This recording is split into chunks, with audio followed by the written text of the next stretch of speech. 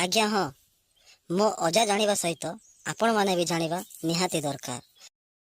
ଗ୍ରାମାଞ୍ଚଳ ତଥା ସହରାଞ୍ଚଳରେ କୌଣସି ଗରିବ ଶ୍ରେଣୀର ଲୋକଙ୍କ ମୃତ୍ୟୁ ହେଲେ ତାଙ୍କ ଶବ ସତ୍କାର ନିମନ୍ତେ ଯୋଗାଇ ଦିଆଯାଉଥିବା ସହାୟତା ଯୋଜନା। ଏହି ଯୋଜନାରେ ଗ୍ରାମାଞ୍ଚଳରେ 3,000, ସହରାଞ୍ଚଳରେ 4,000 ଟଙ୍କାର ପ୍ରଦାନ କରାଯାଉଛି। ଗ୍ରାମାଞ୍ଚଳରେ ସରପଞ୍ଚ ଆଉ ସହରାଞ୍ଚଳରେ ପୌରପାଳିକ ଭାରପ୍ରାପ୍ତ ଅଧିକାରୀ ପ୍ରଦାନ କରିବେ।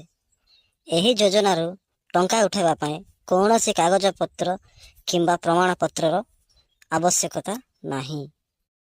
ଏହି ଟଙ୍କା ତୁରନ୍ତ ମିଳିଥାଏ, କାହିଁକି ନା ଆର୍ଥିକ ମାନଦଣ୍ଡ ତଳରେ ଥିବା ଲୋକମାନଙ୍କ ଶବ ସତ୍କାର ନିମନ୍ତେ ଆରମ୍ଭ କରାଯାଇଛି।